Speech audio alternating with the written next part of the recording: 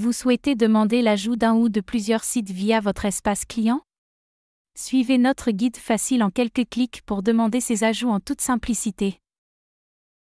La première étape consiste à accéder à votre espace client.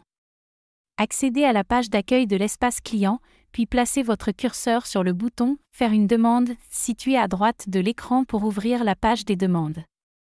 Une fois sur la page des demandes, sélectionnez le type de demande que vous souhaitez effectuer pour ajouter un site. Pour cela, cliquez sur « Gestion de mon contrat » pour faire apparaître le menu déroulant correspondant. Tout d'abord, identifiez l'opération qui nécessite l'ajout du site en cliquant sur « Ajouter un point de comptage à mon contrat », puis passez à l'étape suivante.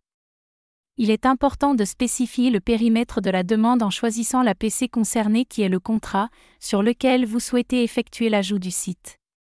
Assurez-vous de la sélectionner avec précision. Lorsque vous arrivez à l'étape de remplissage du formulaire, commencez par préciser la raison de votre demande en cliquant par exemple sur « Mise en service ». Ensuite, remplissez la case « Nom de votre marché public » ainsi que le numéro de lot correspondant. Et si vous n'êtes pas concerné par cette section, vous pouvez cocher la case « J'atteste que je ne suis pas concerné par ce champ » en cliquant dessus. Saisissez la date d'effet souhaitée de l'avenant, qui doit correspondre au mois de mise en service souhaité ou au changement de fournisseur, tout en respectant les conditions de votre contrat. Indiquez le numéro de PCE, point de comptage et d'estimation, en précisant le distributeur correspondant. Si ce site est exonéré de certificat d'économie d'énergie, vous pouvez le préciser en cochant sur « Ce site doit-il être exonéré de certificat d'économie d'énergie » et en ajoutant le numéro de siret correspondant. Si votre demande concerne un branchement provisoire, précisez la date de pose ainsi que la date de dépose dans le calendrier. Assurez-vous de bien indiquer si la durée est inférieure ou supérieure à 28 jours.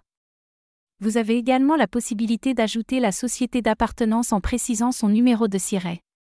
Souvenez-vous de préciser si cette société est la contractante ou la payeuse. N'oubliez pas de nous donner accès aux informations du distributeur concernant ces points de comptage. Ces informations sont nécessaires pour que nous puissions effectuer les modifications et ajouts requis. Passons maintenant aux informations sur le titulaire du contrat. Assurez-vous d'avoir bien renseigné la raison sociale et le numéro de siret de la société contractante. Ces informations sont nécessaires pour finaliser la demande. Assurez-vous de bien saisir le nom, prénom, adresse e-mail et numéro de téléphone de l'interlocuteur contrat et de valider la demande. Il est important de vérifier que ces informations sont correctes avant de valider la demande. Ensuite, renseignez les données contractuelles du site dans les champs correspondants et entrez les informations requises.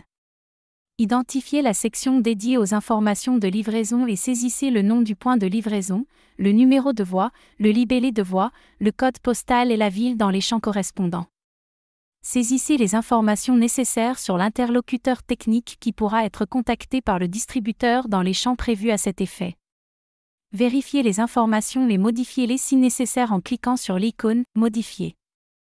Remplissez les informations de facturation et si vous souhaitez rattacher ce site à un regroupement de facturation, complétez la référence client correspondant à votre compte contrat collectif, qui doit comporter 12 caractères. Vérifiez toutes les informations saisies avant de valider. Cochez la clause d'acceptation et cliquez sur le bouton « Suivant » pour accéder à la page récapitulative de votre demande et vérifier toutes les informations que vous avez saisies.